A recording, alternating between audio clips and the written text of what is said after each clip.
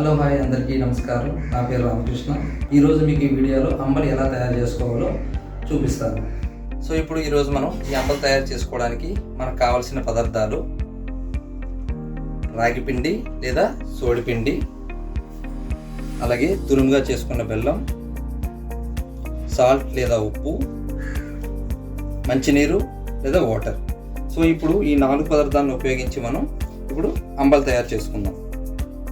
So ఇప్పుడు ఈ అంబలి తయారీ విధానంలో మొదటగా ఒక పాత్రను తీసుకొని దానిలో ఈ రాగి పిండి లేదా సోడి పిండి వేసుకోవాలి.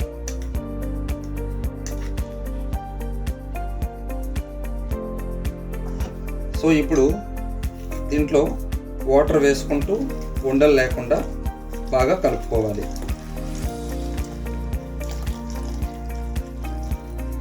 సో ఇప్పుడైతే ఈ మిశ్రమం అయితే సిద్ధంగా ఉంది. సో ఇప్పుడు మనం ఒక పాత్రను తీసుకొని దీన్ని స్టవ్ మీద పెట్టుకోవాలి. దీనిలో తగినంత వాటర్ అయితే పోసుకోవాలి.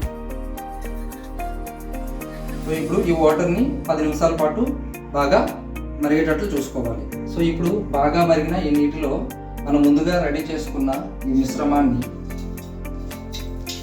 ఈ నీటిలో కొద్దిగా వేసుకోవాలి.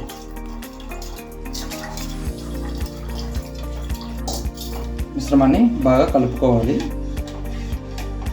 మరియు ఇప్పుడు ఈ మిశ్రమానికి సరిపడేటంత ఉప్పు లేదా సాల్ట్ను వేసుకోవాలి.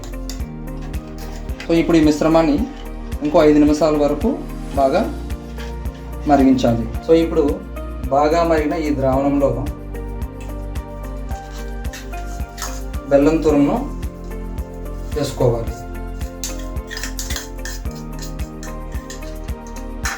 ఇప్పుడు ఈ మిశ్రమాన్ని బాగా కలుపుకోవాలి.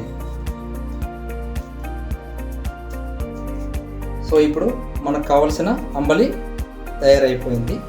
ఈ అంబలిలో కాల్షియం, ఐరన్, చాలా రకాలైన విటమిన్స్, మినరల్స్ ఉంటాయి.